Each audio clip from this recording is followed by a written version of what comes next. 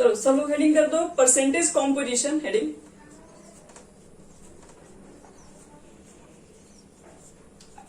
Percentage composition,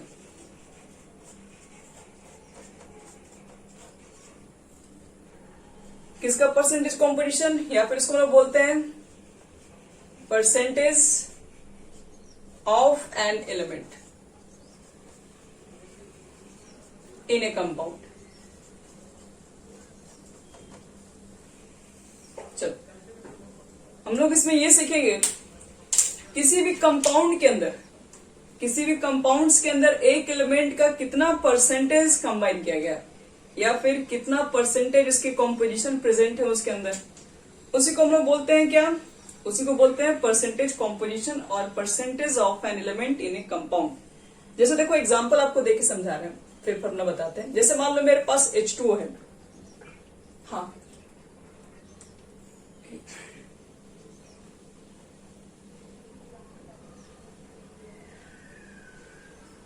ठीक है बच्चे लोग, दिख रहा है। चलो तुम्हारे पास मान लो कि H2O है, अगर हम तुमसे पूछें बताओ कि इस H2O के अंदर हाइड्रोजन का मास परसेंटेज बताओ,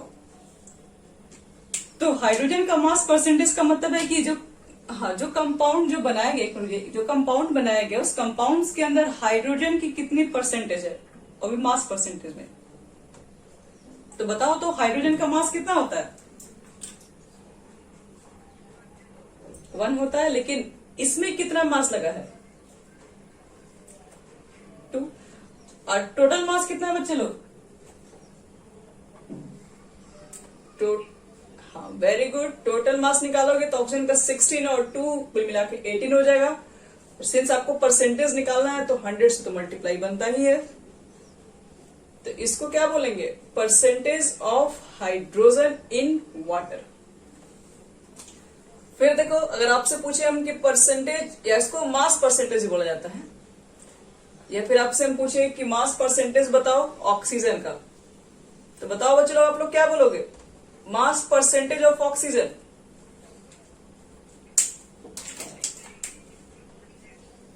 हाँ 16/18 इंटू 100। अब कैलकुलेशन करके जो ला दो, जो लाओगे वही आंसर होगा, कुछ भी अब नया नहीं है। तो अगर हम लोग इसी के लिए फॉर्मूला अगर लिखने जाए, यानी परसेंटेज यानी मास परसेंटेज ऑफ एन एलिमेंट। देखो हम लोग धीरे धीरे पढ़ रहे हैं तो आप लोग कॉपी और पेन लेके साथ में बैठ सकते हैं, जैसे हम लोग क्लास में पढ़ते हैं, ठीक है, तो कर सकते हैं साथ में, कोई बहुत ज्यादा दिक्कत नहीं होगा।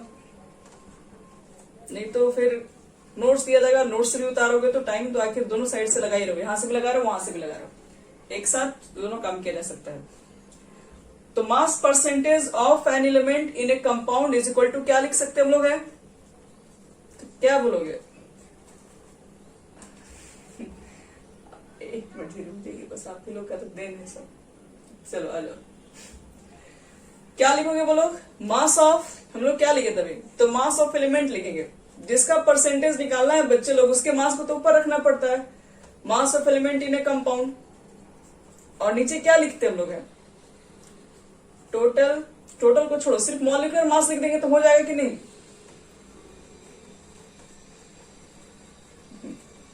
तो मॉलिक्यूलर मास लिख के और लास्ट में क्या कर देंगे, 100 से मल्टीप्लाई कर देंगे, बस हो गया हमारा फॉर्मूला बन गया। अब चलो एक क्वेश्चन देखते हैं इसके अंदर, इस पे क्या क्या क्वेश्चन पूछे जा सकते हैं। इस पे कोई भी क्वेश्चन होगा बच्चे लोग, तुम लोग से सब क्वेश्चन बनेगा।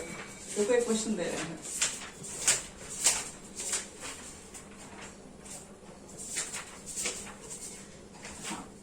एक क्वेश्चन दे रहे हैं, सब लोग नोट करना, और हो सके तो बना के दिखाना। सब लोग नोट कर रहे हैं ना इसको, ओके ठीक है, तो रुको स्क्रीनशॉट पे ले रहे हैं, मान लो जिसका अगर नहीं हो पाएगा अच्छे से।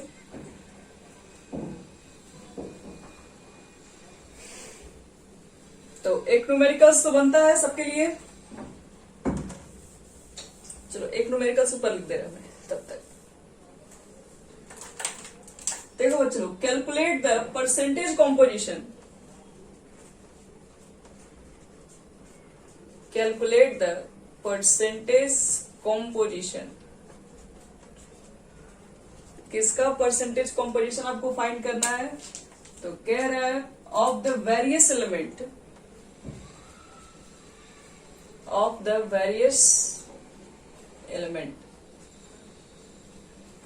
इन MgSO4 मैग्नीशियम सल्फेट फाइंड करना है, कैलकुलेट करना है percentage composition of the various element in magnesium sulphate. Magnesium sulphate के अंदर जो जो आपको एलिमेंट के कॉम्पोजिशन दिख रहे हैं वो कितना परसेंटेज अवेलेबल है वो सब बताना है।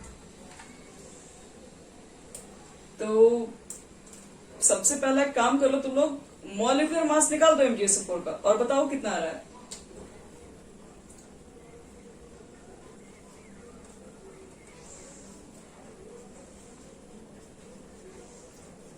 मॉलिक्यूलर मास ऑफ MgSO4 देखो तो कितना होना चाहिए।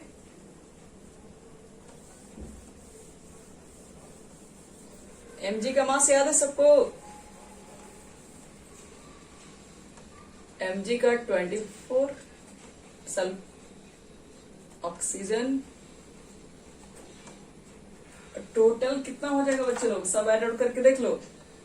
24, 32, 64, 4, 4, 8, 2, 10, 6, 3, 9, 9, 2, 11, 112, 120 आ गया।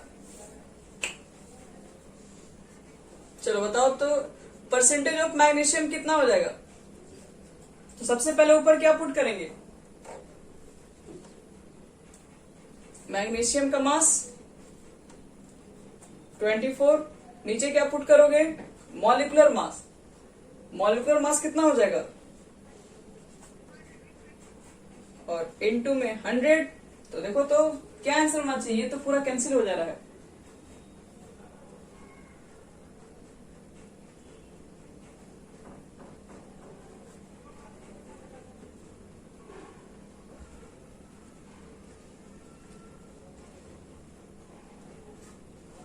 कर देगा नहीं है 5 टाइम्स में, तो 1/5 इंटू 100 और 2 से कटा दोगे तो 20%। तो यही तुम्हारे पास हो जाएगा।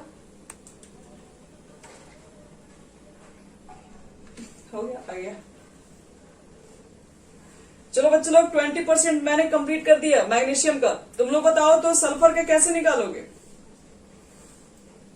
Percentage of sulphur. फॉर्मूला बोलो फटाफट।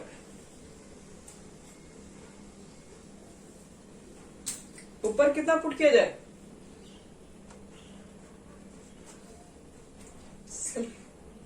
और नीचे इनटू, और कितना आएगा डिवाइड करने पर। कहोगे कि हम लोग को इतना थोड़ी ना आता है। देखो 26.67% आ जाएगा, इतना कोई भी फास्ट थोड़ी ना होता है। और इसी तरीके से ऑक्सीजन का भी निकल जाएगा कि नहीं बोलो।